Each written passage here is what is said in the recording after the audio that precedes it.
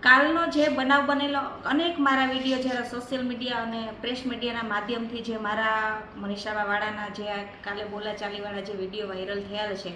એ બાબતે કે જ્યારે આપણે ચોખ્ખું જ્યારે આપણે જોઈએ તો આપણે 100% ભાજપની ગુંડાગીરી દેખાય છે।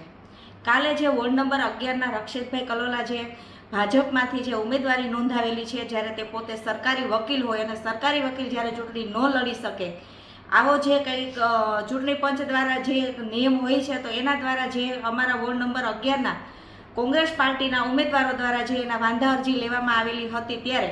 કે અનેક વાંધા અરજીઓ છતાં મૂકેલી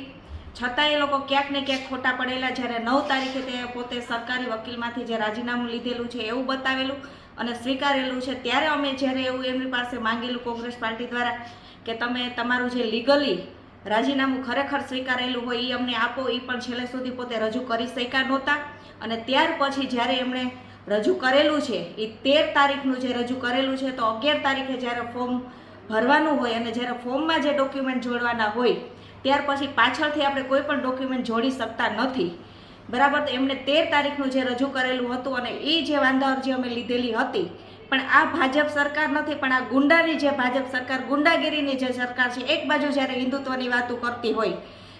બરાબર, તો હિન્દુત્વના વાતેથી જ્યારે પ્રજાને અને દેશની જનતાને જ્યારે ભરમાવાનું કામ જ્યારે હિન્દુત્વના મુદ્દા ઉપર કરે છે, પણ હિન્દુત્વના મુદ્દા ઉપર નથી। 100% ભાજપની ગુંડાગીરી છે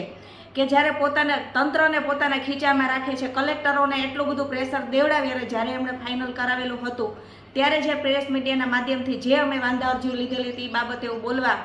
માટે જ્યારે મેં પ્રેસ મીડિયામાં બોલ્યું, ત્યારે જ્યાં રક્ષિતભાઈના જે ગુંડાઓ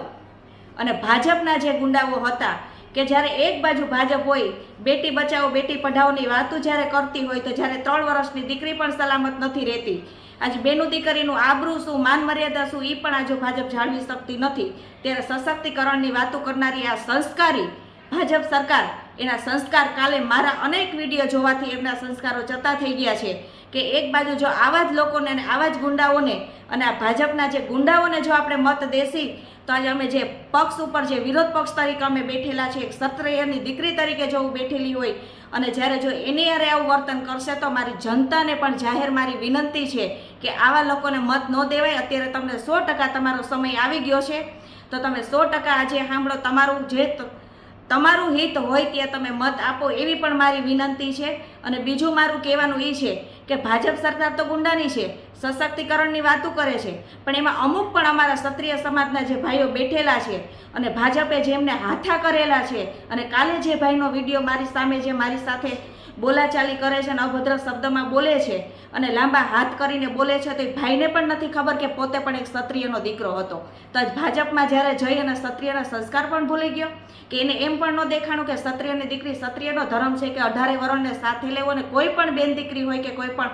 ગાયું હોય એમની વારે ક્ષત્રિય આવે, પણ જ્યારે ભાજપમાં અમારા પણ સમાજના જ્યારે હાથા બનેલા છે, તો એ પણ મને એક દુઃખ થયું કે મને તો ખ્યાલ નહોતો કે ભાઈ ક્ષત્રિય છે, પણ જ્યારે મેં સાંભળ્યું કે આ ભાઈ ક્ષત્રિયનો દીકરો હતો અને જ્યારે ક્ષત્રિયની દીકરી ઉપર જ્યારે આંગળી ચીંધવા બેઠો, તો એ ભાઈને પણ ક્ષત્રિયના સંસ્કાર પણ ભૂલાઈ ગયા છે ભાજપમાં। એટલે મારું પણ કહેવાનું એક ક્ષત્રિયને પણ ક્ષત્રિય સમાજને કહેવાનું આવે છે કે ક્ષત્રિય સમાજ પછી કારડિયા રાજપૂતા હોય, ગરાસિયા દરબાર હોય, કાઠી દરબાર હોય, બધા હોય, પણ બધાને પણ મારી એટલી વિનંતી કે જો આપણા સમાજ ઉપર ને આપણી સમાજની બેન દીકરી ઉપર અનેકવાર જ્યારે એમના આવી ટિપ્પણીઓ થતી હોય અને બેન દીકરી ઉપર જ્યારે આ વસ્તુ જે આવતી હોય અને જ્યારે આપણો જ સમાજના જ્યારે હાથો કરી અને જ્યારે આ ભાજપ કરાવતી હોય, તો આપણે સમાજે ચૂપ ન બેસાય, કારણ કે જ્યારે દેશને જરૂર પડી ત્યારે જ્યારે ક્ષત્રિયો આગળ હતા,